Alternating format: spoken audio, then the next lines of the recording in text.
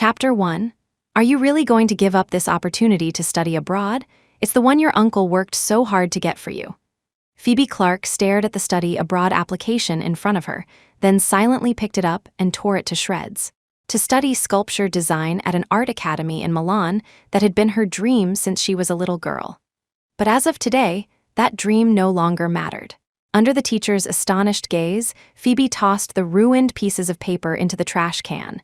Just then, her phone rang. The caller ID showed it was her uncle. "Why didn't you tell me you were giving up on Milan?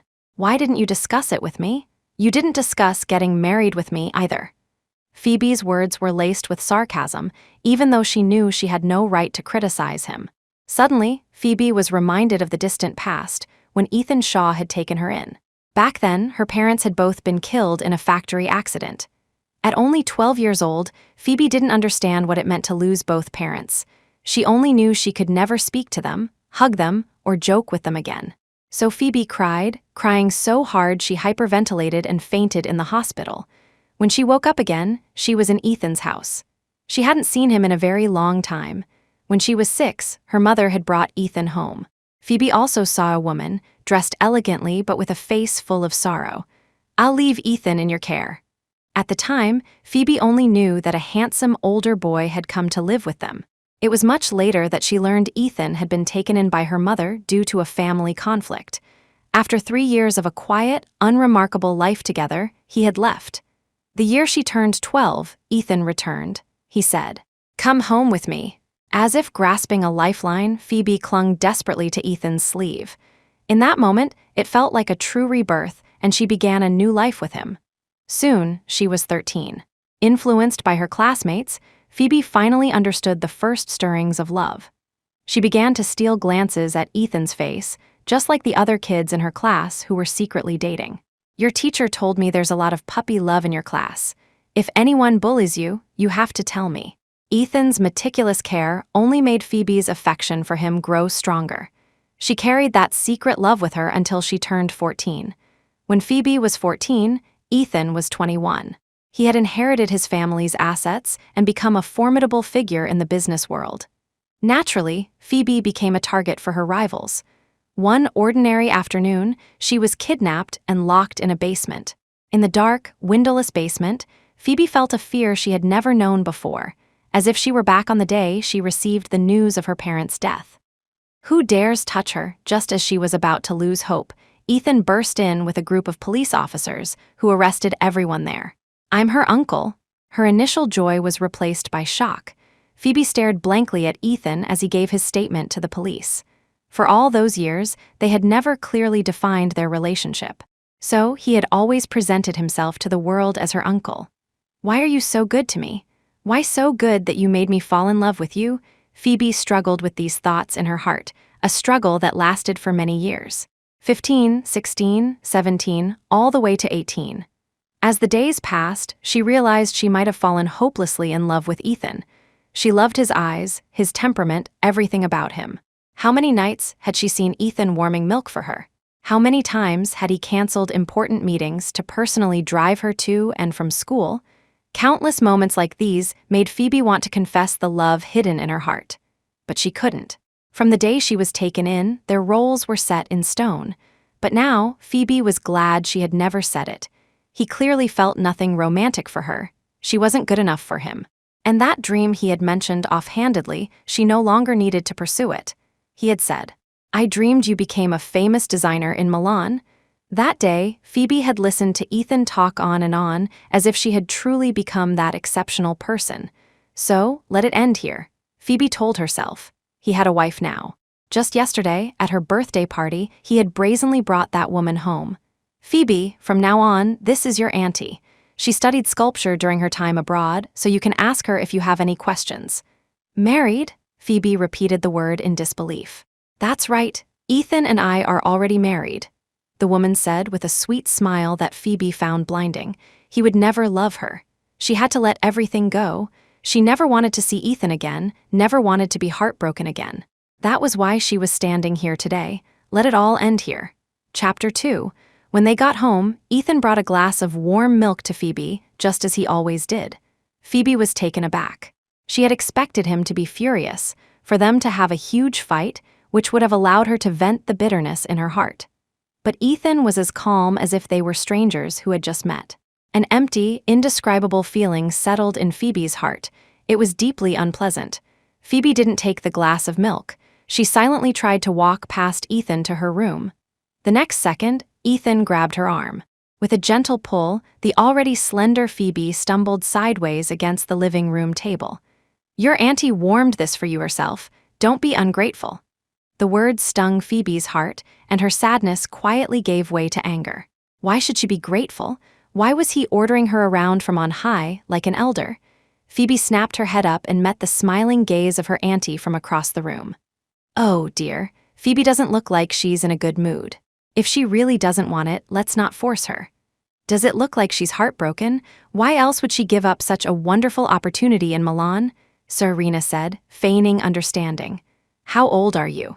I've told you before, don't follow your classmates into dating so early, Ethan began. Phoebe slammed her hand on the table and shot up. What proof do you have that I'm dating someone? Just because she thinks I'm heartbroken. What right do you have to lecture me? Do you really think you're my uncle? Phoebe, I didn't mean it like that. If I was wrong about you, I apologize, Serena said, shrinking behind Ethan like a frightened rabbit. Is that how you speak to your elders? Have I been too lenient with you all these years? If you're not dating, then tell me, why did you give up on Milan? I'm an adult. I have the right to decide where I want to go. I don't want to go so far away to Milan. Is that a problem? I don't want to study sculpture anymore. Is that a problem? Ethan froze, stunned. He seemed unprepared for Phoebe to resist him so fiercely. Did someone at school bully you? Phoebe paused, realizing her emotions were running too high. She had already decided to put away all her love for him, but it still hurt. Phoebe calmed herself and turned to Ethan. No, I just don't want to go that far, and I don't want to keep using your money. I've enrolled at Ashton University. Ashton's sculpture department is well known, but it's not as good as the school in Milan. Don't worry about the money. It's my responsibility to take care of you. As for not wanting to be so far away, I can buy you a villa there, so it won't feel like a foreign country. I'll call your teacher later and tell him you're still going to Milan. I'll take care of all the arrangements. You don't need to worry about a thing. Phoebe felt like she was punching cotton, a deep sense of powerlessness washing over her. Ethan had never seen them as equals. He always acted as a guardian, making decisions for her own good. But Phoebe felt she was too greedy. None of this was what she wanted. To argue further would only lead to another storm. She had already made her decision and had told her teacher that even if Ethan called, he should just put him off. Phoebe had already received her electronic acceptance from Ashton University. Her attendance was a done deal. In 2 months, she would be leaving this place. It was best if the days were as quiet as possible, quiet enough to let her finally let go of this love. I understand, she said. Ethan thought she had relented, and his expression softened slightly. In that case, drink this milk and then apologize to your auntie. Apologize for what? For her slandering me. Your auntie didn't know your situation. She was just concerned. How can you say that? It's your attitude that has hurt her feelings. So apologize and we'll let this go. Ethan's tone was absolute, leaving Phoebe no room to argue. Phoebe took a long look at the affectionate couple, then nodded. I'm sorry. And thank you, she thought, for finally starting to wear away my love for you. This way, 2 months would be more than enough time to kill her feelings completely. Chapter 3.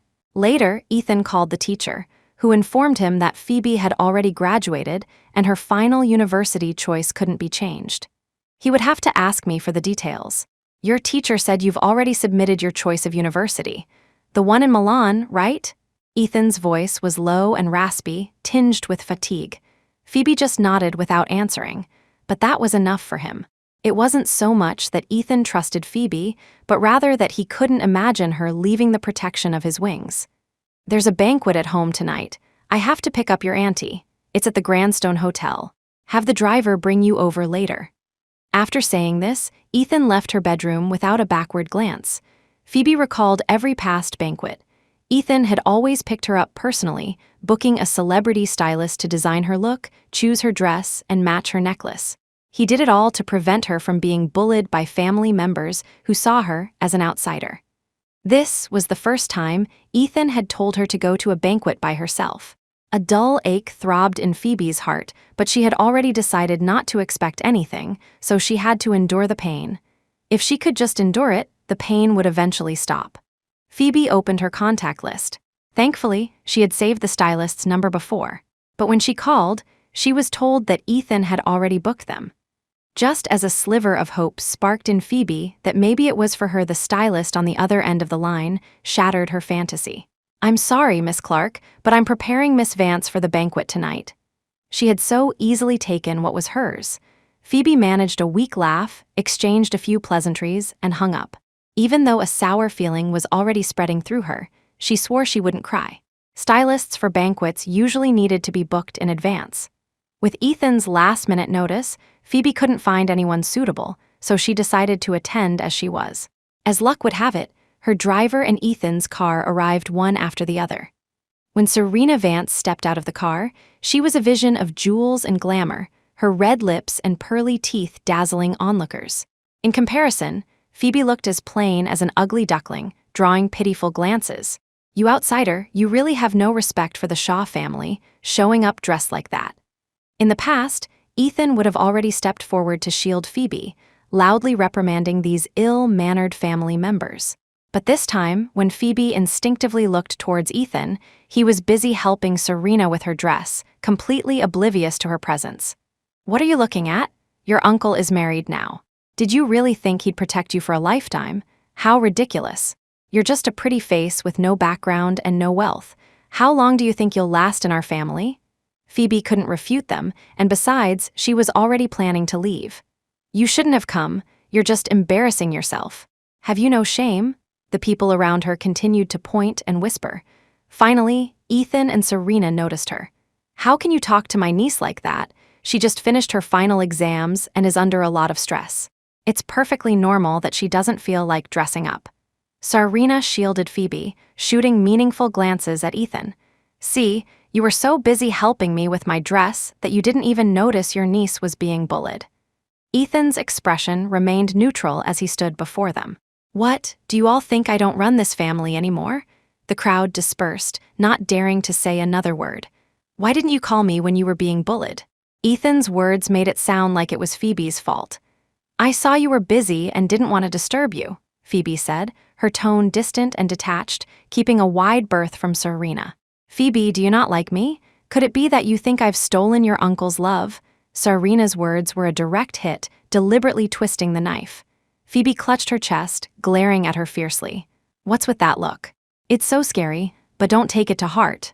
Even though your uncle loves me very much, he won't kick you out of the house." Serena's smug, condescending attitude made Phoebe's stomach churn, and Ethan didn't refute any of it. He just said blandly, "Did I not give you enough money? Why didn't you book a stylist? Next time those people attack you, you need to learn to fight back, understand?" Every word of Ethan's concern felt like a joke to Phoebe. "I called the stylist. You had already booked them, so I couldn't." "Oh my, was that the stylist your uncle booked for me today? I had no idea he was exclusive to you. I just thought the looks he created for you were so beautiful, and I wanted one too, so I asked your uncle to book him for me." "I'm so sorry." Chapter 4. "She's not a child anymore. You don't need to apologize to her. Besides, he's not Phoebe's exclusive stylist," Ethan said, comforting Serena while turning to Phoebe. "Were there no other stylists? I called others. They all require a day's advance booking. You only told me this morning." Ethan was silent for a long moment. "Are you blaming me? I wouldn't dare." Phoebe knew she no longer had the right to be willful. She just shook her head and walked into the banquet hall, hiding in the most remote corner to watch the festivities. Tonight's banquet was celebrating a new venture for the Shaw family. Ethan quickly mingled with several business tycoons. Serena, naturally left alone, locked her eyes on Phoebe in the crowd and walked over. "Why don't you go upstairs and pick one of my gowns to wear? Your uncle has booked the presidential suite for me at this hotel for the year. I've been here a few times and left a few gowns." Phoebe could hear the flaunting in Serena's words. She shook her head, indicating she didn't need it. "I'm just concerned about you. After all, your uncle has diverted a lot of the care and love he used to give you to me, so he's not as attentive to you anymore." Serena waved over a nearby waiter. "Take this young lady to my room to change her clothes." Phoebe wanted to refuse, but the waiter was tall and imposing, probably around 6'3" and solidly built. No matter how she struggled, she was dragged upstairs. Before she was taken away, Phoebe saw Serena's malicious smile and knew something was terribly wrong. "Where are you taking me? Let me go," Phoebe struggled ceaselessly, but the man's grip only tightened. She felt as if her arm was about to be crushed. "You'd better behave," the waiter hissed, his voice terrifying. Phoebe knew this man was no waiter, but she couldn't believe Serena would be so brazen as to harm her in plain sight. The man dragged Phoebe into an unknown room and threw her onto the bed. "What do you want?" Phoebe screamed, trying to escape. The man pinned her down, a wicked smile on his face. "What else? To help you change your gown, of course." With that, his hand reached for the buttons on Phoebe's chest. Meanwhile, after finishing his conversation, Ethan instinctively glanced towards the corner where Phoebe had been, but it was empty. A sense of unease crept into his heart. He scanned the room but couldn't find her. Noticing Ethan's searching gaze, Serena approached him, looking a little guilty. "What are you looking for?" "Where's Phoebe?" "Oh, she said she was tired and wanted to go upstairs to rest." Serena tried to brush it off, but to her surprise, Ethan wanted to go upstairs. "Is she throwing a tantrum again? Fine, I'll go check on her." "Do you know which room she's in?" Ethan's face was etched with exhaustion, his voice full of resignation. If Phoebe had heard him then, she would have been deeply disappointed. "You look so tired from all this business talk. Why don't I go instead?" Ethan gave Serena a long look, then shook his head. "It wouldn't be appropriate for you to go. She already resents me because of the stylist incident. If you go, she'll definitely take her anger out on you." Without another word, Ethan ignored Serena's attempts to stop him and headed straight upstairs.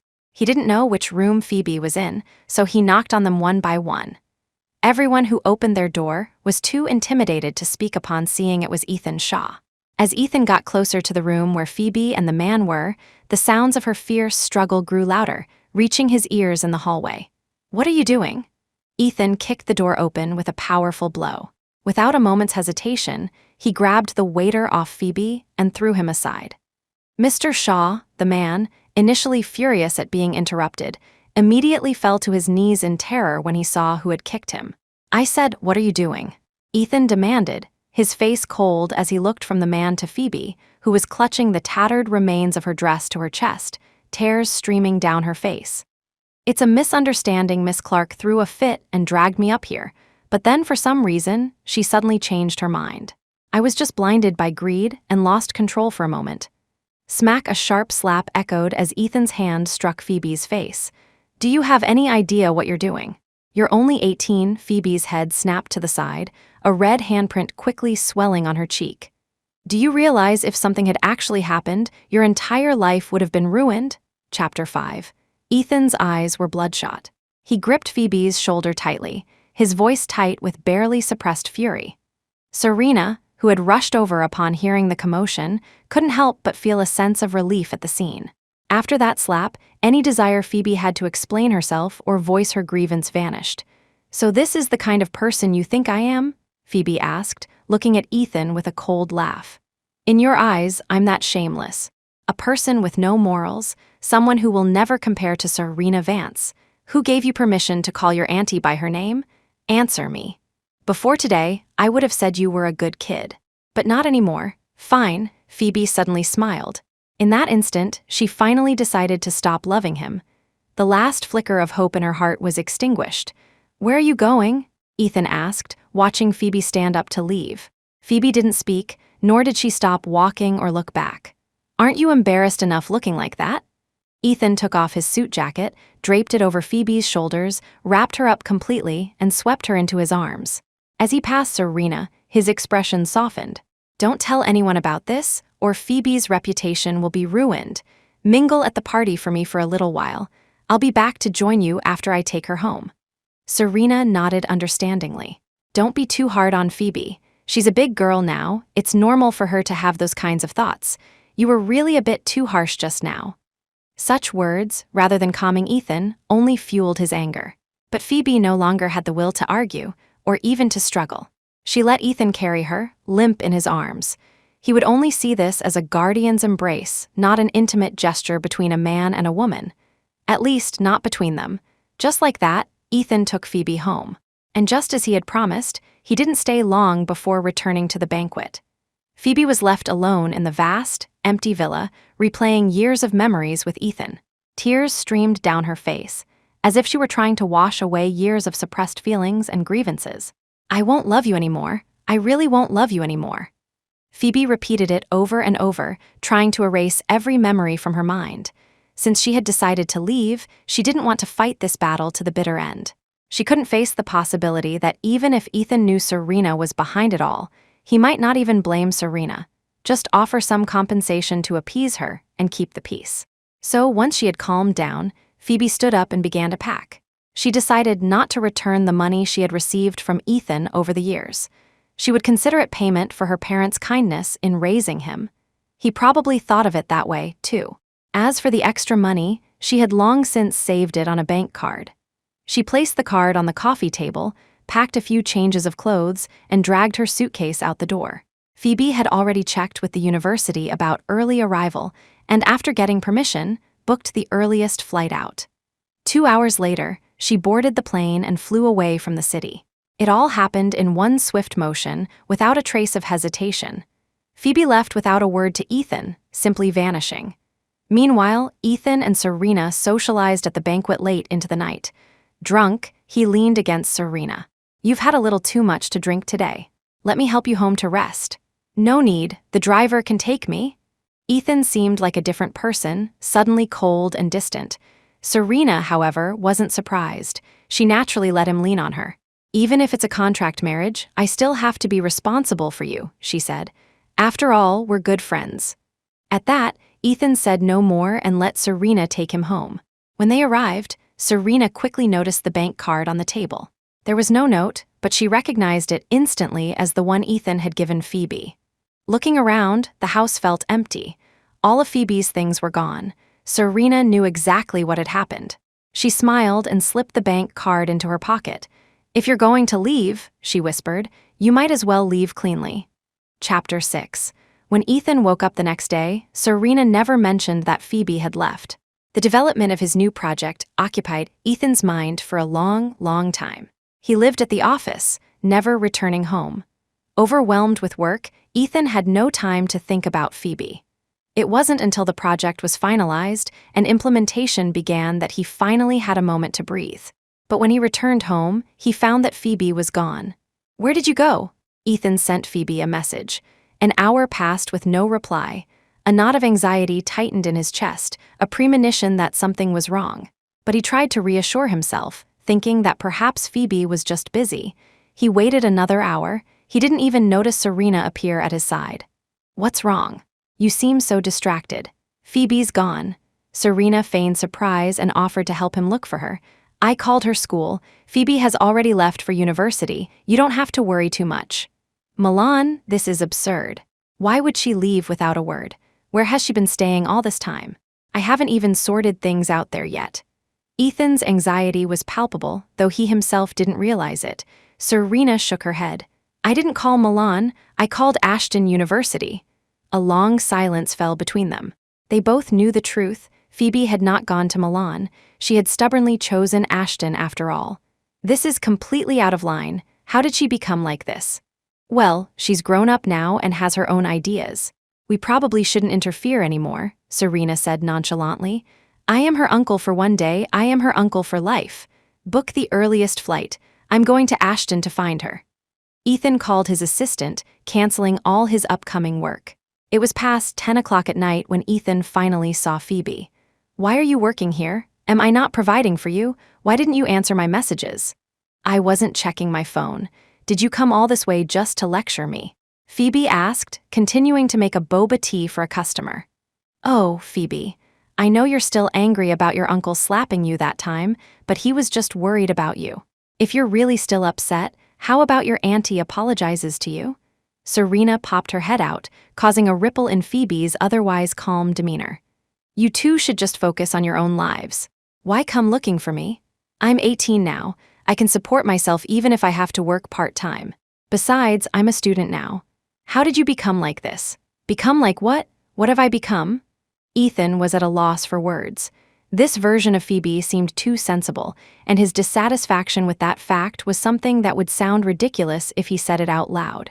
That's not what I mean. When do you get off work? I want to talk to you. Do you mean you want to talk to me, or you too want to talk to me? Phoebe glanced at Serena, who tactfully chimed in. Oh, it seems you two are the close ones, and I'm the outsider who can't listen in. In that case, I'll go shopping. Come get me when you're done.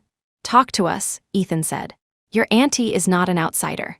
Phoebe realized that after some time, her love for Ethan was no longer so intense. These words no longer had the power to hurt her. Throughout the long wait, Phoebe remained busy, even dealing with a few difficult customers. Look, Phoebe is being bullied. Aren't you going to help? Serena teased from the side, but Ethan was clearly still angry and had no intention of intervening. She has her wings now. Can't she handle these things herself? All right, young lady, you've worked hard today. You can clock out now, the manager finally said, unable to watch any longer, letting Phoebe leave an hour early. If you have something to say it now. Why didn't you listen? You clearly agreed to go to Milan. Why did you change your mind at the last minute? Ethan said, trying to keep his voice calm. I never said I was going to Milan. From the beginning, it was a life you planned for me. But now, I don't want to walk the path you've laid out. I want to walk my own. What's wrong with that? That's not what I mean. I just think your development would be better if you went to Milan. My development? What development could I have? It would just be taking over one of your branch companies after graduation, becoming a lazy, spoiled brat who only knows how to spend money. I was just concerned about you. I don't need your concern. Your concern will only turn me into a decorative vase. Chapter 7. Phoebe's words left Ethan speechless. In the past, she could never have said something so hurtful, but now, with her love for him fading, the sharp words came easily. Is that so? A few days ago, when I was cleaning your room, I happened to find your diary. It clearly said you really liked your uncle. Don't you like the life your uncle arranged for you? Phoebe's eyes widened. She couldn't believe Serena would go through her diary. What she couldn't believe even more was that Serena had brought the diary with her. When Serena pulled the diary from her bag, Phoebe instinctively tried to snatch it, but Ethan got to it first. The love Phoebe had decided to bury deep in her heart to let disappear was finally exposed. I fell in love with Ethan Shaw. The first line he saw made Ethan freeze for a long time. As he kept reading, his expression grew darker. I didn't read much, Serena said innocently. I just thought this diary could help you two make up. Ethan, why do you look so pale? Serena giggled and touched Ethan's arm, but he flinched away. After reading the last page, he threw the diary at Phoebe's face. So this is the reason for your rebellion? How disgusting. Rejected and despised, just as she'd expected. Phoebe clutched her face as she picked up the diary she once treasured. It hurt. She didn't know if it was her face or her heart. Maybe they both hurt the same. Phoebe wanted to pick up her dignity, but she couldn't stop herself from collapsing to the ground, sobbing uncontrollably. I never wanted you to be my uncle. It was all your self-righteousness. It was all you. What right do you have to call me disgusting? Phoebe was hysterical. Ethan stared at her, stunned. Thinking back, he realized he had always treated her this way, a one-sided guardianship, without ever asking if she wanted it. He thought it was the best way to protect her, to nurture her growth. A huge conflict enveloped him. He looked at Phoebe, crumpled on the ground and crying her heart out, and wanted to go to her, to comfort her, but he couldn't take that step. Finally, gritting his teeth, Ethan left. He abandoned not only Phoebe but Serena as well. Ethan found a random bar, ordered a table full of drinks, and tried to drink himself into a stupor. The night passed. Ethan was dead drunk. As the bar was closing, a staff member found his phone, looking for a family member to call. Everyone in Ethan's contact list was clearly labeled, mostly business associates. Only Phoebe had an intimate nickname. Hello, is this Miss Phoebe? Your boyfriend is drunk at our bar. Could you please come and pick him up? When the call came, Phoebe had already composed herself and returned to her dorm. There was no curfew, so she could easily go out, but she didn't want to see Ethan. You've got the wrong person. I'm not his girlfriend. Besides, he's married. The staff member was in a bind. They couldn't reach Ethan's wife and asked Phoebe if she knew her number, which of course she didn't. I understand. I'll come get him. Phoebe swore this would be the last time. She never wanted to have anything to do with Ethan again. When she arrived at the bar, the staff looked at her as if she were their savior and pushed the drunken Ethan onto her. The large man fell into her arms, and Phoebe staggered, nearly falling to the ground. "I'm sorry, I'm sorry, I'm sorry." Ethan kept mumbling. Phoebe was getting annoyed, wishing she could just shut him up. In this undignified manner, they made it to a hotel. Ethan practically draped himself over Phoebe, refusing to let go, holding her in a tight embrace. His "I'm sorry" echoed in her ears until she, dazed and exhausted, fell asleep. The next morning, when they woke up, they were still clinging to each other. Ethan awkwardly let her go, but Phoebe was surprisingly magnanimous. "You were drunk last night. I just brought you back here. I won't overthink it, and neither should you. Did I say anything strange yesterday? I was drunk, I can't really remember. You said I'm sorry. I don't know if you were apologizing to me or to Serena Vance, but it doesn't matter. If it was to me, I don't know what you have to be sorry for, so you don't need to be. If it was to Serena, you should probably tell her yourself." Chapter 8. When did it start? Ethan suddenly asked. "What do you mean, liking me? Isn't it written clearly in the diary? So what are you doing now? Trying to reopen my wounds over and over, reject me, and desensitize me? I don't need that. The moment I refused to go to Milan, I had already decided to give up." Ethan nodded. "It's good that you've given up. It's impossible between us. But you're still a child of our family. You don't have to work part-time. I'll continue to deposit your living expenses into your account." "Account? I returned that card to you a long time ago, and I've unlinked the electronic account number." "What? Why would you do that?" Phoebe didn't understand why Ethan was reacting so strongly, but on second thought, perhaps Serena had intercepted it. "I told you, I won't love you anymore, so there's no reason for me to stay with the Shaw family." Just as Ethan was about to say more, his phone rang. "Where are you?" "I've been waiting for you all night. I drank too much yesterday. I'm at a hotel." "Since she's on her way, I'll be leaving," Phoebe said. "Is Phoebe there too?" Serena asked tentatively, having heard Phoebe's voice. "Yes." Ethan didn't deny it. He gave Serena the address and hung up. "I'm leaving," Phoebe repeated. "Wait," Ethan called out, but he himself wasn't sure what he wanted her to wait for. His mind was a mess. "Is there something else?" Ethan was silent for a long moment, unable to say anything. Within 5 minutes, Serena arrived at the hotel. "You scared me to death. I'm just glad you're okay," Serena said, letting out a long sigh of relief. "Phoebe must be tired after taking care of you all night. You're still not sober, so you should rest some more. I'll take Phoebe back first." In the end, Ethan just nodded. Once Serena had escorted Phoebe out of the hotel, her gentle demeanor vanished. "I've known you liked Ethan for a long time. I showed him that diary on purpose. How does it feel to be rejected? It doesn't feel good, does it?" "I don't care anymore." "You're lying. How could you not care? If you didn't care, you wouldn't have shown up at the hotel today. You will never have Ethan. He loves me, you know that?" Serena warned Phoebe over and over to stay away from Ethan. Phoebe looked at her as if she were a madwoman. "I'll make you understand the price of fighting me for a man." As soon as Serena finished speaking, they were both grabbed, their mouths covered, and dragged into a van. "Behave, boss. This is Ethan Shaw's wife and niece. How much should we ask the kid for?" "Just asking for money is boring. Let's make him choose. 100 million can save one of them. To save the other, he'll have to hand over the ownership of that project he finished last month." Serena struggled frantically. "Who sent you to grab me? Do you know who I am? I'm the daughter of the Vance family. The Vances won't let you get away with this. Lady, we don't even care about Ethan Shaw, let alone the Vance family." "So noisy. Just knock them out." The two women were drugged and drifted into unconsciousness. When they woke up, they heard the kidnapper on the phone with Ethan. "Have you made your decision? Is a human life not worth as much as your project? Fine, we're not unreasonable people. As long as you wire us 100 million, we'll release one of them. Tell us, who are you saving?" Chapter 9. Serena Vance. Phoebe clearly heard Serena's name come through the phone. Even though she hadn't held out any hope, the voice still pierced her heart.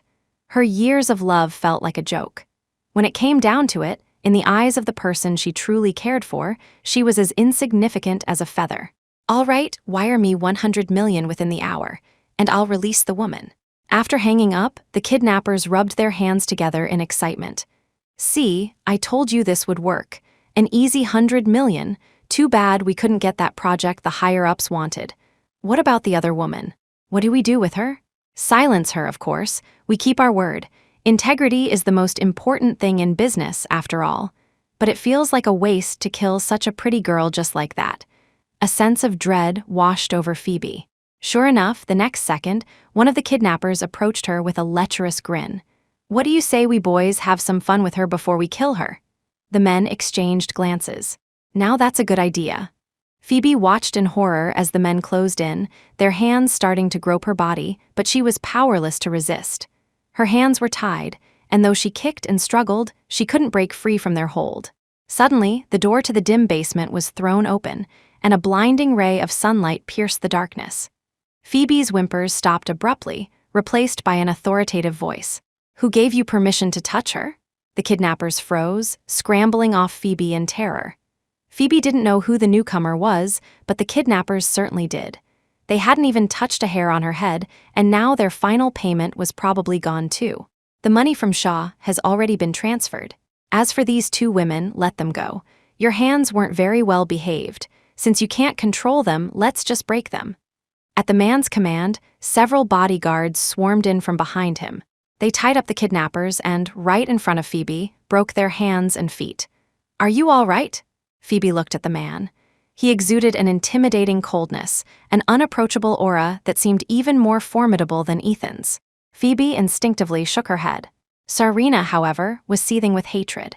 You, Croft, what are you doing meddling in this? If it weren't for you, this bitch would have been ruined. Phoebe instinctively turned to see Sarina's venomous glare. This was the kind of woman Ethan loved. A sarcastic smile flickered across Phoebe's mind. But after this ordeal, her heart was completely dead to Ethan. From now on, whatever happened between them had nothing to do with her. Chapter 10. Meanwhile, after hanging up the phone, Ethan frantically had his assistant wire the $100 million and immediately called the police to find the location. My niece has been kidnapped. You must find her as quickly as possible. After hanging up, he received a call from the Vance family. Mr. Shaw, hello, this is the Vance family's butler. Our young miss hasn't returned her parents' calls for some time. I'm calling to confirm her safety. It seems the Croft family has been causing some trouble recently. Could they have done something to our miss? It's just as you suspect. There was a situation. I believe Julian Croft sent people to kidnap Serena to try and get that project, but everything is fine now. Even though they were business rivals, Ethan knew Julian Croft's character. He was decisive and ruthless, but he always kept his word. So as long as the money was paid, Serena would be returned safely. As for Phoebe, if the police were fast enough, she should be fine too, right? Ethan's mind was in turmoil. Serena could not be harmed. The project still needed the Vance family's support. If he did this, Phoebe would surely forgive him, wouldn't she? Ethan tried to comfort himself with this thought. If Phoebe wasn't satisfied, he could give her any compensation she wanted. Ethan had enough confidence in himself. And if she loved him that much, she should be able to understand his predicament. As he thought this, a strange feeling stirred within him. Ethan had sensed Phoebe's feelings for him since they were young, but the gap between them was too vast. Although his mother and Phoebe's mother were close, she often warned him that they couldn't help him much and that he shouldn't develop any inappropriate feelings. So Ethan had always kept his distance from Phoebe. But one day, he accidentally learned that her parents' deaths were not an accident. They were deliberate revenge from his family's rivals after they discovered he was hiding at Phoebe's home. Although his mother told him it was fine and not to blame himself, Ethan couldn't stop thinking of Phoebe's face, of the way she used to smile and call him Big Brother. So, out of guilt, Ethan took Phoebe in. But to prevent anything uncontrollable from happening between them, his mother insisted that he adopt Phoebe as his niece. It was never possible between them. They should have been enemies, but he didn't want Phoebe to hate him. Selfishly, Ethan even wanted Phoebe to continue loving him. He suddenly found himself craving her pure, unconditional love. When did things become like this? Perhaps it was from living together in the beginning, or perhaps it was every time Phoebe thought she was hiding her little crush so well. Or maybe it was the day she suddenly wanted to stand on her own, leaving an empty space in his heart. Ethan's mind was a tangled mess. "We've found them," a call from the police broke Ethan's train of thought. Following their directions, Ethan quickly found Phoebe. "Are you okay?" Ethan asked anxiously as he rushed to her, not even noticing that he had completely ignored Serena's presence. But Phoebe took a step back, clearing a path for him. "You should go check on Serena. She was frightened." Phoebe didn't look Ethan in the eye. Her head was down as she replayed the earlier events. "Since you want to see it so badly, why don't you try it yourself?" Julian Croft had said, ordering his bodyguards to stop beating the kidnappers and line up in front of Serena. "What do you want? If you do this, the Vance family won't let you get away with it." Serena's face was filled with terror as she struggled to escape from the bodyguards.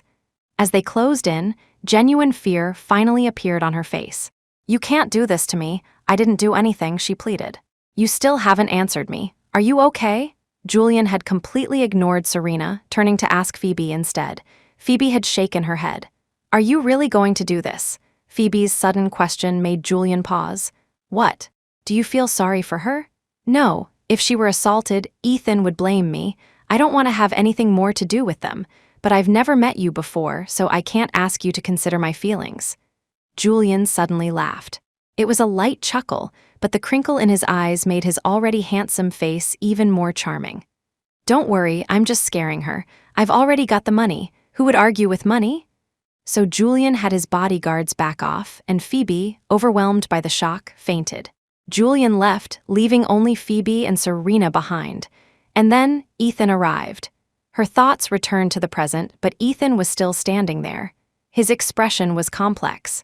When he looked at Phoebe, his eyes were filled with conflict. He opened his mouth, but in the end, said nothing.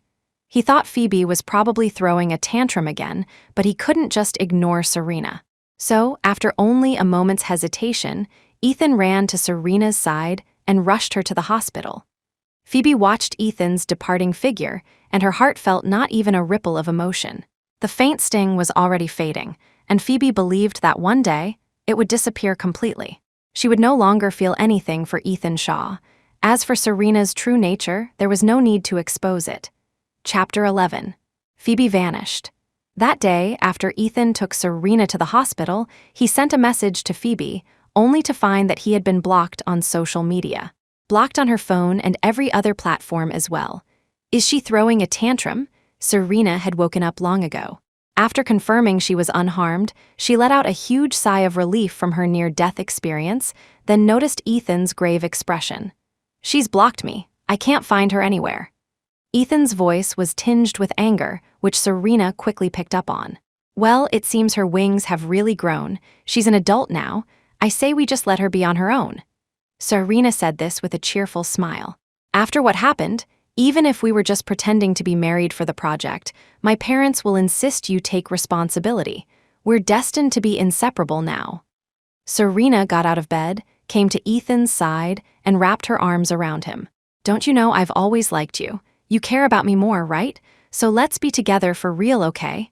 Serena's words only made the already agitated Ethan more irritable. "Is this the time to talk about this? Phoebe is missing. Do you care about her that much? If you really cared, why didn't you give up that project? Phoebe is a grown woman. It's not like she can just disappear into thin air or be unable to support herself. How did you become like this?" Ethan looked at Serena with disgust, turned, and left the hospital room. Just as he was about to leave, Serena suddenly shouted, "Are you starting to waver now? After you humiliated Phoebe so badly for my sake, do you really think she'll come back? Stop deceiving yourself." "I don't know what you're talking about. I'm her uncle. I have to ensure her safety." "How long are you going to keep lying to yourself? You never once saw Phoebe as just your niece." Hearing Serena's words, Ethan's heart felt as if it were being squeezed, but he didn't stop walking. He pushed the voice to the back of his mind. Ethan went to Phoebe's university and went straight to the principal. "My niece is enrolled here, but I can't get in touch with her now. I'm a bit worried about her safety, so could you please help me find her?" The principal was very helpful and quickly located Phoebe, calling her to his office. Phoebe arrived, confused. When she saw Ethan, he let out a long sigh of relief. "I'm glad you're okay. Why did you block me? We're not related by blood.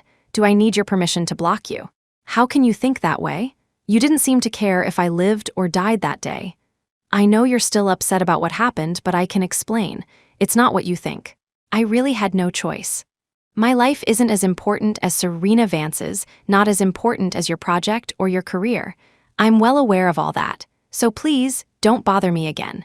If you want me to pay back the money I've spent of yours over the years, I'm sorry. But I can't do that right now.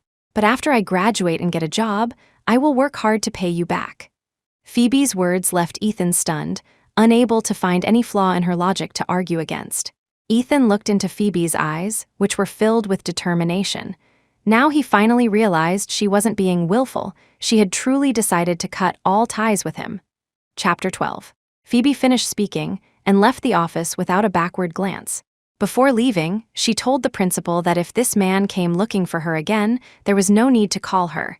They were only related by adoption. This left the principal and Ethan in the office, looking at each other awkwardly. I apologize for the disturbance. After a brief word with the principal, Ethan ran out. For some reason, he felt that if he didn't catch up to Phoebe this time, he might never be able to again.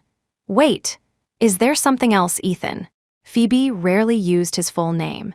It felt foreign to him, yet there was also a subtle feeling that they had finally broken free from the shackles of their uncle-niece relationship. If you're upset about Serena, I can tell you the truth. We aren't really married. It was just for that project. Our two families needed to cooperate, and we needed a legitimate reason, so we got married. If I hadn't saved Serena that day, the project would have been completely finished, and I wouldn't have been able to answer to the Vance family. As for you, I called the police immediately to rescue you. You don't need to explain so much to me. It doesn't matter anymore. Phoebe's expression was blank. Ethan had thought she might show a hint of joy or forgiveness after hearing his explanation, but there was nothing. What do you want from me? Can you just please stop this and behave? Phoebe gave a bitter laugh. Even after all this, why did he still think she was just throwing a tantrum? That was her life he gambled with. If she stayed by Ethan's side, not only would she have to watch him and Serena grow closer, but she would also be at constant risk of being kidnapped by rival companies for leverage and could even lose her life. Phoebe could have endured such a life fueled by her love for Ethan, but now that her love was gone, there was no reason to persist. Fine. If you go back, I'll forgive you. But don't ever appear in front of me again, or I'll call the police and report you for harassment. Ethan knew, of course, that Phoebe didn't truly forgive him, she just wanted to get rid of him. But he thought to himself that perhaps she was just angry right now and couldn't understand his situation. If he were just a little more patient, she would surely come around. So Ethan stood there, calmly watching Phoebe walk away before he left. Later, Serena's parents called, as expected. I can let this incident slide, but the contract between you two must be extended indefinitely. Otherwise, I might have a little chat with the Croft family about that project. What do you mean by that? I wasn't aware of the Croft family's little maneuver, but I took immediate action to remedy the situation. Are you taking advantage of my misfortune? I can't be bothered with all that.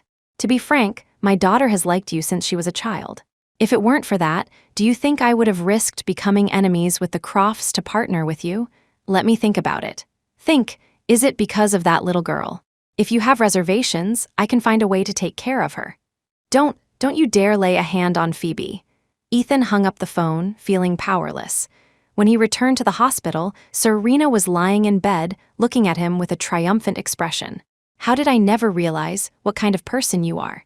So, you knew all along that Phoebe liked me, and you pretended to care for her, all while acting intimate with me just to provoke her. So what if I did? You can't leave me now, unless you're willing to give up such a huge project. You know you'll go bankrupt if you do, right? When you become a penniless nobody, do you think Phoebe Clark will still be by your side? Ethan looked at Serena, his heart burning with a rage he couldn't release. Chapter 13. To placate Serena and her family for the time being, Ethan verbally agreed to extend the marriage contract. However, when Serena proposed returning with him, Ethan refused. I still have some things to take care of. You should go back first. Don't think I don't know what you're up to. I'm not leaving. I'll stay here with you until you've finished your so-called business. Serena was true to her word, sticking to Ethan from morning till night. Though frustrated, Ethan could do nothing about it.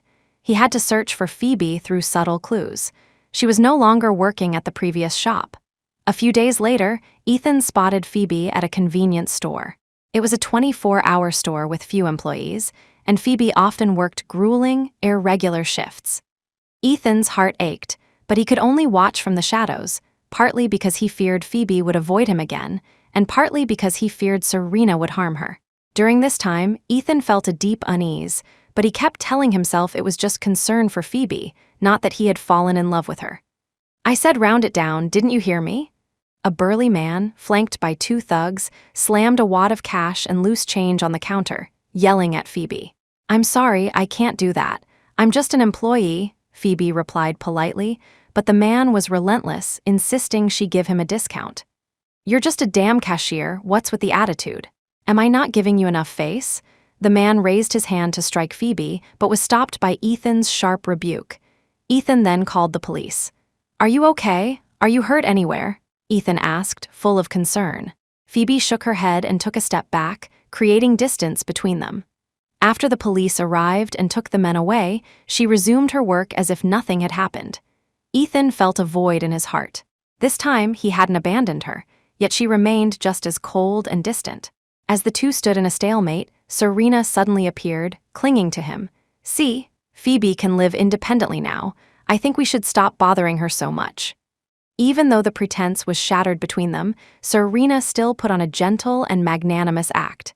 Phoebe couldn't be bothered to watch Serena's performance, and Ethan found it even more irritating. "Mind your own business," Ethan snapped. But by then, Phoebe had already taken off her work uniform and was talking to the store manager, out of earshot of Ethan's words. "I'm sorry, but I don't think this job is a good fit for me." Phoebe sighed and, ignoring the manager's protests, handed over her uniform. "In this short time, I've been harassed more than 10 times.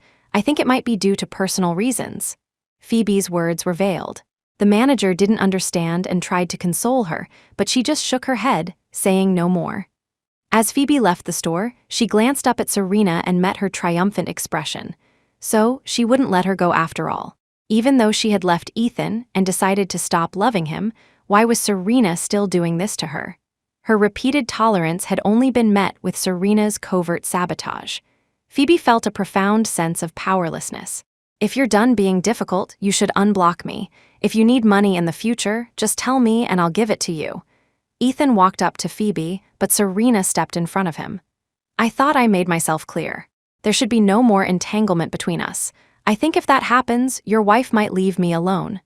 Phoebe's last sentence was spoken softly, intended for Serena, who was standing nearby. Ethan didn't hear it. Chapter 14. Phoebe left, and for a long time, she didn't take on any part-time jobs. No matter how often Ethan lingered at her university entrance, he never saw her. So much time had passed, why was Phoebe still unwilling to forgive him? "How long are you going to mess around out there? When are you coming back?" Ethan received a call from his mother, who immediately launched into a tirade. He replied wearily, "Phoebe wants to cut ties with me now. I can't just let that happen. I've told you, you've done more than enough for that child. There's no need for any further involvement. Don't tell me you've fallen for her." This time, Ethan didn't deny it as he usually would. At this point, even he couldn't clearly see his own heart. The strange feeling, whether it was concern or love, was growing stronger. "I'm warning you, don't do anything foolish. That child can't help you with anything, and I won't approve of you two being together." His mother's stern words finally brought Ethan to his senses. He quickly explained that he wasn't in love with Phoebe, but rather wanted to repay the kindness her parents had shown him. "You know very well it was because of me that her parents had the accident, so I must fulfill my responsibility. If you don't talk about this, and I don't talk about it, no third person will ever know. Auntie, don't worry, I'll talk to him." Somehow, Serena had appeared at Ethan's side. Even though he had been trying to avoid her, she had found him. Ethan broke out in a cold sweat, wondering if Serena had overheard his conversation with his mother. "Why are you sweating so much? Are you scared?" Serena asked with a saccharine smile. "Why would you be scared? Are you worried I heard something I shouldn't have? I did hear it. You were the cause of Phoebe Clark's parents' death, weren't you? If Phoebe found out, do you think she'd remain so calm? What do you want?" "I don't want anything. I just want you to treat me well, to love me. Is it so hard to be with me?" "Don't tell her. I'll come back tomorrow." Serena's smile was inscrutable. "Don't worry, why would I tell? This is our little secret. I just want you by my side. I can ignore everything else." Ethan looked at Serena and nodded. He cast a distant glance in the direction of Phoebe's dormitory, then left with Serena, his spirit crushed. After leaving with Serena, Ethan threw himself back into his work. He wanted to finish this project quickly so he could develop another one near Phoebe's university, which would give him a legitimate reason to be there. With this thought, Ethan plunged back into his work, temporarily pushing aside his troubles. Chapter 15. Meanwhile, after losing her job, Phoebe didn't dare look for any public-facing work, fearing Serena would target her again. Phoebe started taking on online design jobs, but because it was freelance work, the pay was not high. Furthermore, clients were often nitpicky and made unreasonable demands, causing her a lot of frustration. With her funds dwindling, Phoebe had no choice but to endure and continue designing. One day, she received a phone call. "Hello, is this Miss Clark? Our CEO saw your design drafts and is very impressed. Would you be interested in a long-term position as a design assistant at our company? I'm sorry, I'm just a university student right now. I might not be able to take on such a formal job." Phoebe apologized, but the person on the other end of the line was unfazed. "That's no problem. You can come in whenever you have free time. We welcome you anytime." Phoebe admitted she was tempted. She asked for the company's address and contact information. An online search revealed it was a branch of Julian Croft's company. Phoebe worried it might be another scheme, but she had no better options at the moment. Besides, she figured Julian Croft wasn't an unreasonable person. As long as she was adaptable and made it clear she had no relationship with Ethan, it should be fine. After adding the contact, Phoebe scheduled an interview. To her surprise, the person interviewing her was Julian Croft himself. "You have a remarkable talent for sculpture design, so you can come to the studio to help out when you have time." Julian showed her a design draft for a sculpture that she had previously worked on as a freelancer. Phoebe's tense heart finally relaxed. It seemed they genuinely wanted to invite her to join the company. "This is for personal reasons. My mother adores sculpture, but due to a serious illness, it's difficult for her to create new pieces. Your job as an assistant will be to accompany my mother in the company's studio and help her with her sculpting." "Is that so? That's wonderful. I was worried I wouldn't be able to be on call for project-related design issues. You don't find it troublesome?" "Not at all. I would love this job, and thank you for giving me this opportunity." Julian was very generous, offering a monthly salary of $5,000, which was a significant income for Phoebe. "Good, you only need to come for a while in the evenings. If there's nothing else, you can head back for now."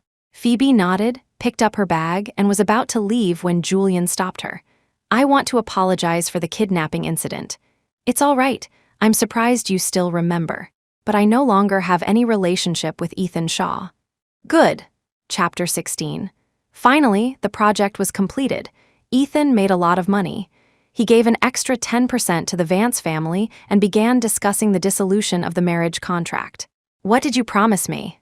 Serena stormed into Ethan's office, holding the divorce papers he had sent, her face contorted with rage. Ethan shook his head, stating that he didn't love Serena and a forced relationship would not work. "Aren't you afraid I'll tell Phoebe Clark about that incident?" "I've thought about it over this period. I believe Phoebe should know sooner or later. I shouldn't have hidden it from her. Whether she forgives me or hates me, I'll accept it." Ethan was resolute. He felt that if he didn't break free from the Vance family's control, he would be crushed by the pressure. So, Ethan decisively signed the divorce papers.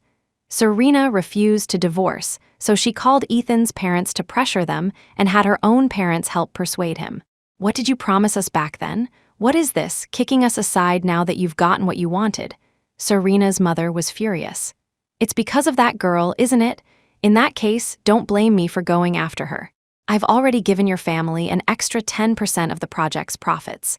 I've done more than enough in this matter. So if you dare to touch Phoebe, I can't say for sure whether I'll make you bankrupt or ruin your reputation." Hearing Ethan's unwavering words, his mother could only sigh and let him be. She could no longer control him. "But will she really forgive you?" "It doesn't matter. I just want to see Phoebe again and clear everything up. She is still my niece, and I am still her uncle." "Foolish child, do you still not see your own heart?" Ethan's mother sighed and said no more. When the Vance family parents called, she firmly refused their unreasonable demands on Ethan's behalf. Ethan is grown up now. I can't control him anymore. I think some things are best left for them to decide. As for Serena's reputation, we will find a way to compensate for it. I won't let this go so easily. Serena snatched the phone from her mother and yelled at Ethan's mother. But the Shaw family was far wealthier than the Vance family, so her parents didn't dare say more. Serena, however, was unwilling to accept it. I will get rid of Phoebe Clark, Serena said earnestly to her parents after hanging up. We dared to act before because Ethan's mother was on our side, but things are different now. If we really do that, given Ethan's personality, he might actually harm the Vance family. I don't care, why does Phoebe get everything when she has nothing? Why do I get nothing after doing so much? But despite Serena's hatred, the divorce papers had to be signed. After a 1-month cooling-off period, their marriage would be officially over. With no one holding him back, Ethan went to the city where Phoebe lived. He found out which class she was in. Time had passed, and Phoebe's semester had long since started. He only needed to check the system for her schedule to find out where she was. Ethan rushed to Phoebe's classroom. It was quiet inside. The students were studying. He tiptoed in through the door and immediately spotted Phoebe in the crowd. Ethan walked to her side and sat down in an empty seat. Phoebe heard the noise, glanced at Ethan, and was momentarily stunned. She hadn't expected him to come looking for her after so long. I have something to tell you. Chapter 17. After class, Ethan took Phoebe to a coffee shop. I've already told you I don't care about anything related to you anymore. You don't have to tell me. No, this is about you, so I have to let you know. Ethan's expression was grave. Although he said he had to tell her, he couldn't bring himself to speak.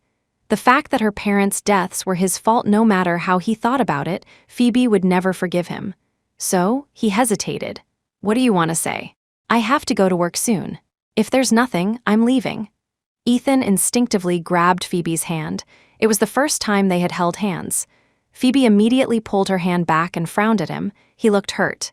Don't go. I really have something to tell you. I just don't know where to start. Phoebe sighed and sat back down. Ethan took a sip of coffee before he began to speak slowly. A long time ago, a lot was happening within my family. So, as a friend of my mother's, your mother kindly took me into your home. Those years I spent with you, I was very happy. Later, when everything was resolved, I went back to my family. But the people who lost held a grudge against me, so they took their revenge on your parents. Their deaths were not an accident, it was murder. After saying this, Ethan didn't dare to look at Phoebe's eyes. Phoebe didn't know how she managed to listen to his words so calmly. She only felt an uncontrollable trembling run through her body upon hearing that her parents' deaths were connected to Ethan. When did you find out? Just now, or did you know all along? Phoebe tried to control her emotions, asking the question as calmly as possible. But Ethan's answer made her nearly lose control. I've known for a long time, but I didn't want to hide it from you anymore. Phoebe stood up and slapped Ethan hard across the face. You were right, I am disgusting. To have been in love with an enemy for so long. Although it was the outcome he had expected, Ethan's heart still ached. I know, I'm sorry, I will do my best to make it up to you. The people who hurt your parents were sent to prison a long time ago. Make it up to me, can you bring my parents back? They were just being kind, why did they have to die for you? As Phoebe spoke, she broke down into tears, crouching on the ground and sobbing. Ethan moved to comfort her, but she pushed him away. Get away from me, I never want to see you again. Suddenly, a warm hand helped Phoebe up from the ground, and a jacket was draped over her shoulders. I was handling some business and ran into you here. What happened? It was Julian Croft. He completely ignored Ethan's presence, comforting the weeping Phoebe. What are you doing here? Ethan asked, his voice laced with hostility. He didn't understand what had happened in his absence. The two of them seemed to know each other. It's nothing. I want to leave this place. Then let's go to the studio. It's about time anyway. Okay. They spoke as if Ethan wasn't there, which infuriated him. Answer me, what is your relationship? Do you know who this man is? He's the one who kidnapped you before. How can you speak to him so calmly? Ethan said, agitated, grabbing Phoebe's arm to stop her from leaving. What right do you have to question me? You, a murderer, what right do you have to question me? I'm sorry, I'm really sorry. But can you forgive me? No, Phoebe cut him off and left with Julian. They were silent on the way. Julian didn't ask what had happened. I'm sorry you had to see that. It's nothing. Chapter 18. In the studio, a woman in a simple white dress beamed with joy when she saw Phoebe. You're here, I have a new idea. I think we can carve a skeletal butterfly here. This was Julian Croft's mother, Eleanor. Since Phoebe's arrival, their ideas had always clicked, leading to a significant leap in the quality of their sample sculptures compared to before. Eleanor was very fond of Phoebe. Of course, Phoebe said, quickly composing herself and diving into her work. Usually, after dropping Phoebe off, Julian would leave to handle his own business. But this time, he didn't leave. He sat quietly in a corner, watching the two of them work on the sculpture. His mother would point out details on the semi-finished piece, and Phoebe would modify it accordingly. At the same time, Phoebe would contribute her own new ideas, each one earning exclamations of wonder from Eleanor. This is wonderful. You truly understand me. Watching this scene, Julian was momentarily lost in thought. It had been a long time since he had seen his mother so happy, and that girl seemed to have a kind of magic. He and Ethan were around the same age. Initially, he had only seen Phoebe as a junior, but now his feelings were different. His mind replayed the argument between Ethan and Phoebe earlier. Although he didn't know the cause, it was clear that Phoebe was deeply hurt and upset. Mr. Croft, he had been so lost in thought that he only snapped out of it after Phoebe had called his name several times. Is something wrong? Julian asked, coming back to his senses. The carving knife broke. I think I need to get a new one. I see. Julian nodded, then looked up to see the disappointment in his mother's eyes. I've been using this knife for too many years. It was my oversight. I was hoping to finish this piece today. This knife was custom made for me. If we go now, we should be able to get a new one made today. After comforting his mother, Julian took Phoebe out to order a new tool. I'm so sorry. It's because I was so emotional today that I accidentally broke the knife, Phoebe apologized first. It's all right. But may I ask what happened? Well, it's about him causing my parents' death. Julian recalled the internal power struggle within the Shaw family over their inheritance. Though he was young at the time, his mind was already mature, and he had heard whispers of it. Back then, he had felt it was a pity that innocent people were caught in the crossfire. It turned out to be Phoebe's parents. So what are you planning to do? I'm too weak. I hate my own cowardice, that I can't get revenge on him. I hate myself so much. As Phoebe spoke, she remembered her parents taking her to an amusement park when she was a child. The three of them were so happy. The memory brought fresh tears to her eyes. She covered her face and sobbed, tears streaming down her cheeks. Julian's heart clenched. He quickly pulled out a tissue and handed it to her. If you want to get revenge on Ethan Shaw, I can help you. Consider it a thank you for accompanying my mother. No, you don't have to. The Shaw family is not easy to deal with. Julian smiled. He knew Phoebe was unaware of the dog-eat-dog rules of the business world. While the Shaw family was at the top, they couldn't compare to the Crofts. If it weren't for the Vance family's help, Ethan would never have secured that project so easily. But in the past few months, the Croft family's power had grown significantly. Now, even with their combined forces, the two families were no match for him. If you want it, I can help you. Chapter 19. Phoebe admitted she was moved by Julian Croft's words. He seemed so reliable, but could she really trust someone again? She had once trusted Ethan just as much, only to have her heart broken and learn such a ridiculous truth. What would you do? Phoebe asked cautiously. Ruin his reputation, and leave him penniless, of course. Phoebe gasped, but Julian's face was calm and composed, as if he had absolute confidence. Thank you, but that's a debt I could never repay, so I don't need it. Julian said no more. They drove in silence to the craftsman's home. I'm sorry, but this knife is extremely urgent. Could you possibly make it in a short amount of time? We need it today. As soon as they arrived, Phoebe anxiously negotiated with the craftsman. Making it isn't a problem, but I'm curious, what's the rush? My mother is trying to put on her own exhibition, and the deadline is looming. There are still a few pieces to finish, and she wanted to complete one today. I see. In that case, I'll work faster. The craftsman poured them each a glass of water and told them to wait while he got to work on the knife. Phoebe's spirits were low, and she remained silent throughout the wait. Julian, who had originally just been checking in on Phoebe and his mother, was now inundated with work calls. "If you have something to attend to, you should go. I can wait here." Julian shook his head. "It's nothing important. I've already postponed the more crucial meetings. I don't want you waiting here alone. You're not in a good state of mind, and if you get any dark thoughts, I'll be to blame." Phoebe was stunned. Besides her parents, this was the first time someone had been so considerate of her feelings. "It's okay, really. I'm just having a hard time processing it. You don't have to worry about me." "I know, but you're my benefactor now." Phoebe's cheeks flushed. The word benefactor felt too heavy, especially since Julian was so much older than her and was treating her as such. "Thank you," Phoebe said from the bottom of her heart. Originally, Phoebe had considered killing Ethan. Since she couldn't make him go bankrupt or shake his position, this most foolish method was the best revenge she could think of. But in that moment, Phoebe suddenly abandoned the idea. "So, you're saying helping me take down Ethan is your way of repaying me, right?" Julian was silent for a moment, but then gave a slight nod. Phoebe finally relaxed a little. "Then thank you. If you can do it, thank you so much." Just as Phoebe agreed, the custom knife was finished and handed to them. "Take a look."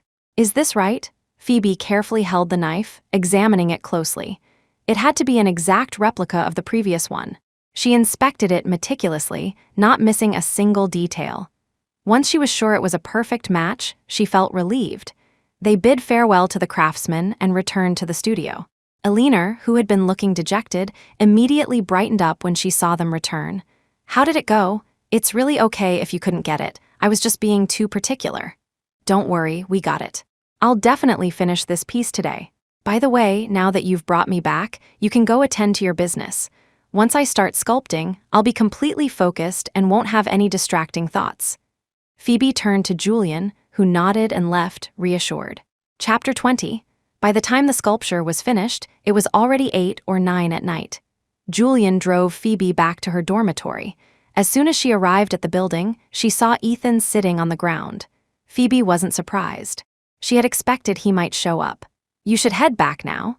Phoebe didn't want Julian to witness her argument with Ethan, so she urged him to leave. Julian didn't say anything, just offered a few words of caution and drove off. Why are you with him? Are you misunderstanding something? I'm not with him, I'm just working for him now. If I remember correctly, you two are about the same age. Since you see me as your niece, shouldn't you assume I see him as an uncle? I don't know. My mind is a mess right now. When I see you standing with him, I feel terrible.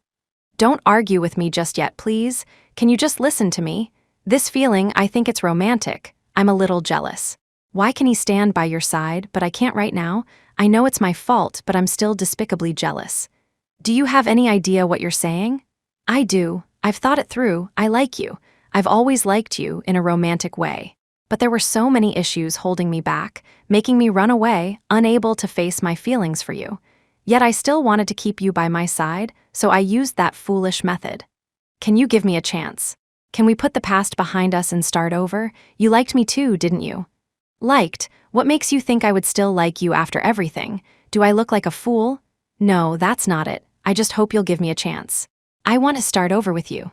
I don't want to be your uncle anymore, and you don't have to be my niece. Can we be together? You want me to be with a murderer? How could I face my parents after I die? And weren't you the one who said you found me disgusting? And you said there were many issues holding you back. Isn't it because money and reputation are more important to you than I am? That's why you could abandon me without a second thought for money and fame. Have you forgotten that you didn't save me? Ethan was rendered speechless. But we've known each other for so many years. Enough, you make me sick. I told you I never want to see you again, because every time I do, I want to kill you. Phoebe would never love Ethan again. And Ethan finally tasted the bitterness of being hurt by the one he loved. The dorm's curfew was approaching, and the building manager urged Phoebe to go upstairs, leaving Ethan to shiver in the cold wind. Ethan sat outside Phoebe's dormitory all night. The next day, when Phoebe left for class, she could still see the half-asleep figure of Ethan. Hearing her familiar footsteps, Ethan jolted awake and rushed to her side. How long are you going to haunt me? Is it really impossible for us? Not even in death. This time, Phoebe's words completely crushed Ethan's spirit. They could never reconcile, neither in love nor as family. Ethan watched, heartbroken, as Phoebe walked away. His heart shattered into a million pieces, and no matter how he tried to pick them up, he could never put it back together again. Chapter 21. After rejecting Ethan, Phoebe thought back to the days she had a secret crush on him. She found it laughable.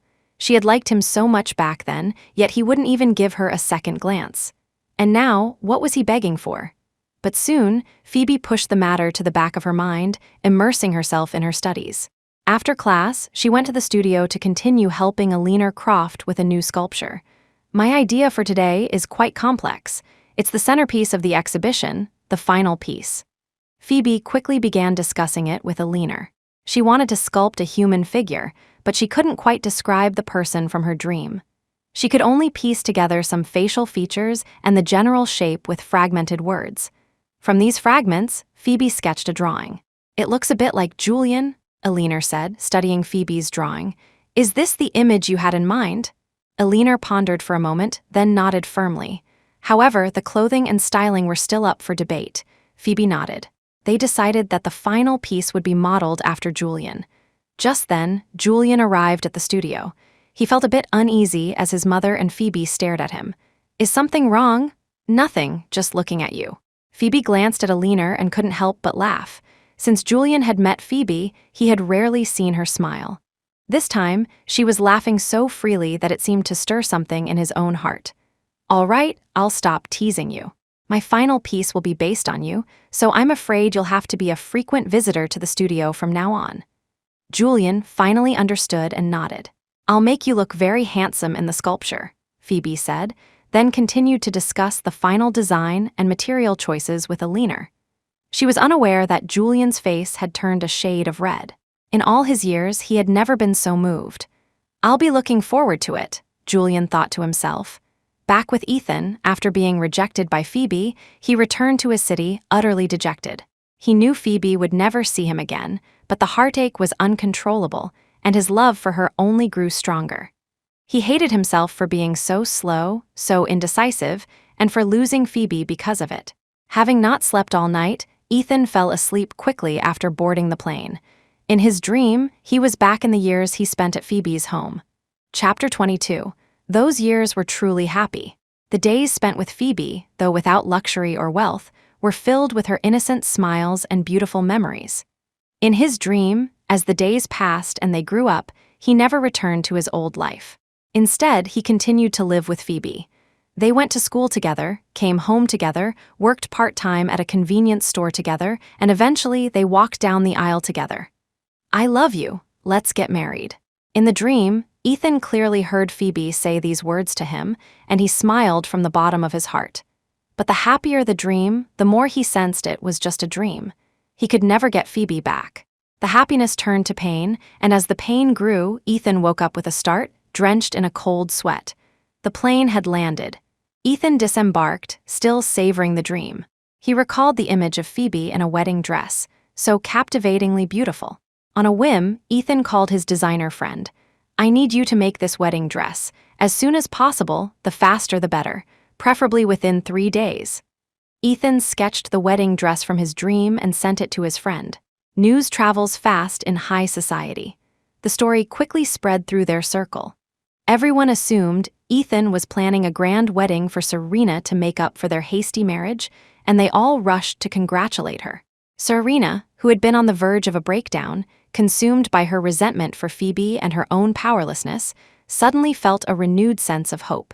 Had Ethan had a change of heart?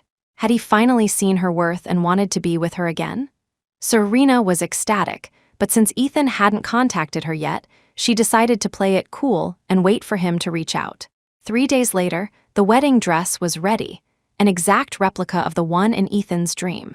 The designer, however, immediately contacted Serena, urging her to try it on. "It's for you anyway. I made it to your measurements. Put it on. Surprise Ethan when he gets here." Serena happily put on the dress. Ethan, who had been notified, arrived in high spirits. But the moment he saw Serena in the wedding dress, his face turned to ice. "Why are you wearing this dress?" The designer froze, realizing his mistake. "This dress wasn't for Serena."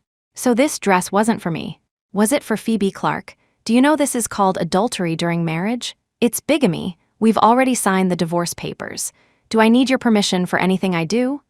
A fierce argument was about to erupt, and Serena refused to take off the dress. This was my mistake. If you're going to blame someone, blame me, the designer said. Ethan shook his head and walked past his friend to stand before Serena. The Vance family or the wedding dress, you'd better think carefully. Serena's eyes widened in disbelief that Ethan would threaten her, but she had no choice but to reluctantly take off the dress. Ethan had the designer send the dress to a new villa he had bought.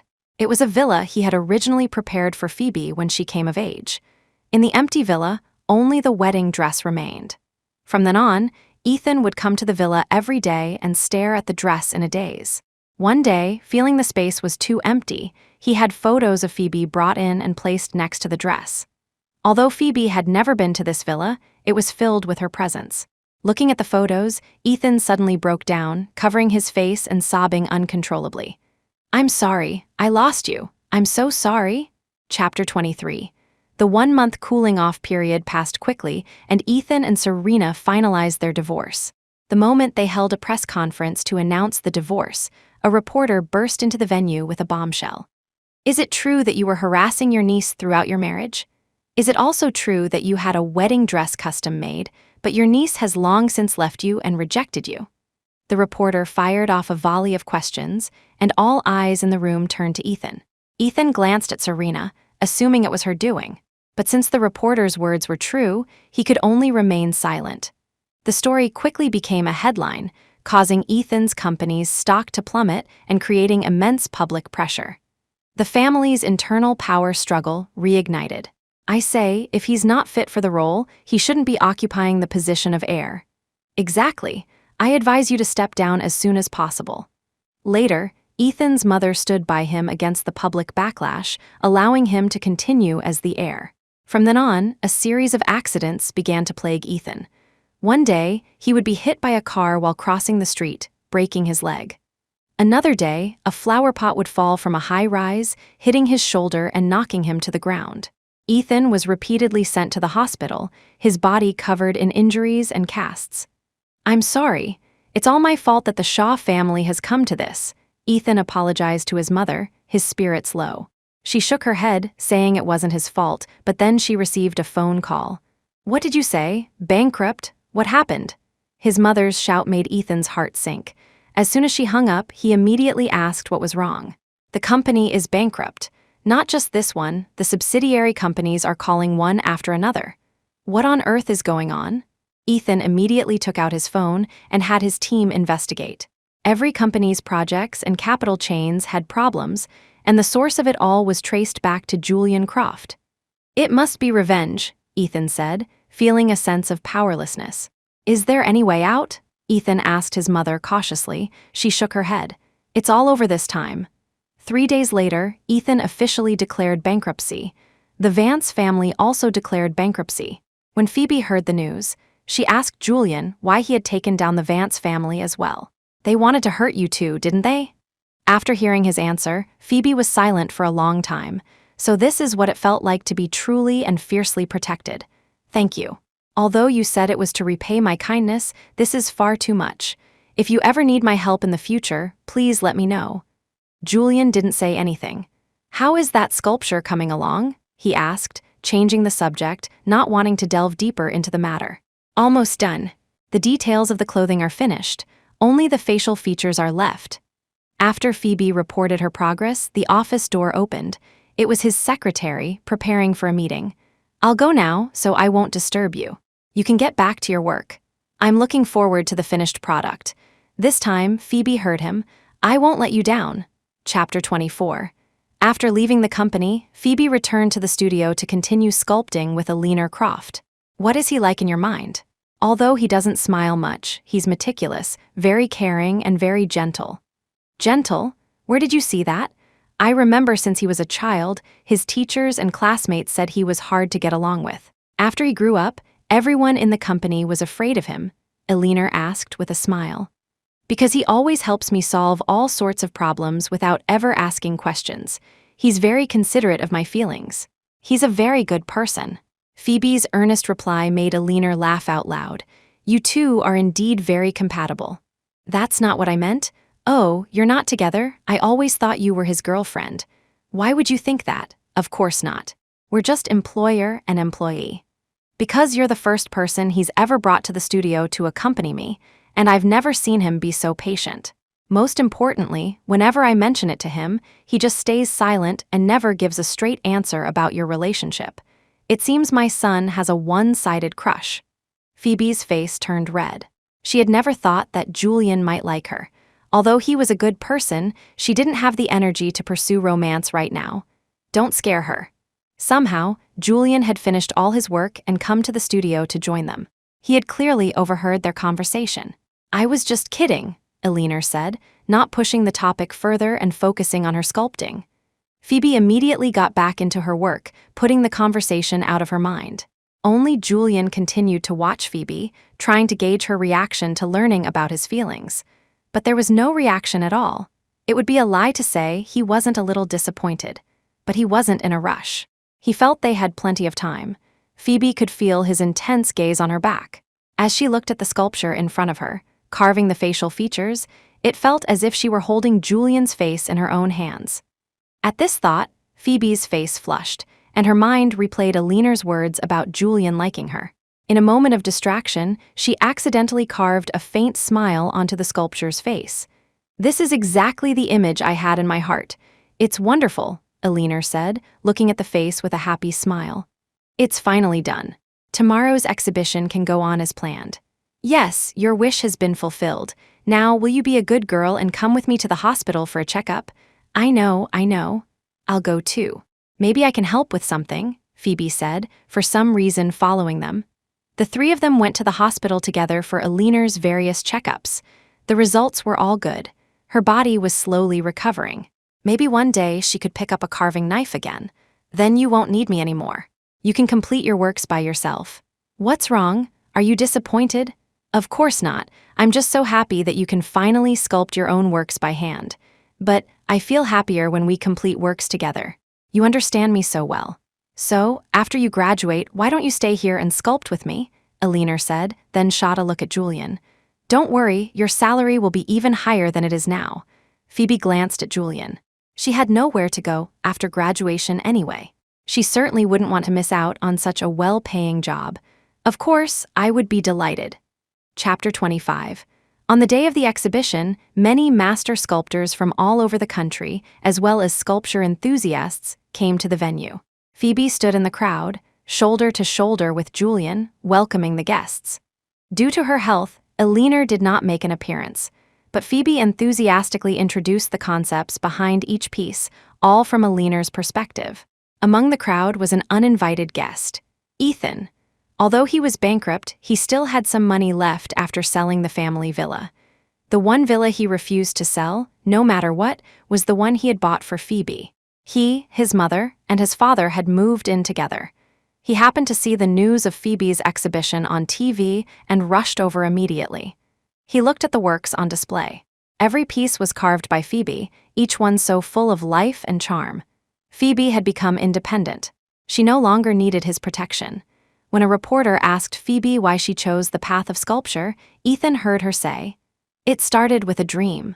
A very important person once told me that he dreamed I became a great artist, that I created wonderful works. So I pursued this hobby as my dream.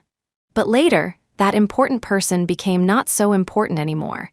Yet, sculpture had become an indispensable part of my life, and I had to continue. And then, I met my kindred spirit, the contributor of all this inspiration and the founder of this exhibition.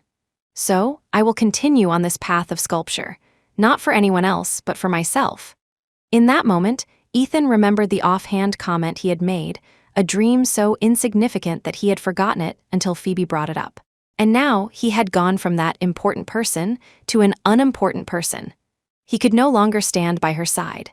As thunderous applause filled the hall, Ethan clapped for Phoebe from the bottom of his heart. But that was all. He still loved her, but he could no longer say it. Ethan left the venue. No one noticed his arrival, and no one noticed his departure. After her speech, Phoebe and Julian continued to introduce the works to the visitors. After a long day, the exhibition finally concluded its opening. The gallery would remain open for a month. During that month, Phoebe would take time to come and explain the exhibits to the steady stream of visitors. Julian asked her why she was doing such repetitive work. "I want more people to become your mother's kindred spirits. Because, like me, she is afraid of being alone." Julian was stunned for a moment, then chuckled softly. "Phoebe Clark, my mother was right. I like you. I know, but I can't give you an answer right now. I'm going to Milan to study." After all the twists and turns, Phoebe was finally on that path again. But this time, she was living for herself because she was no longer afraid of being alone.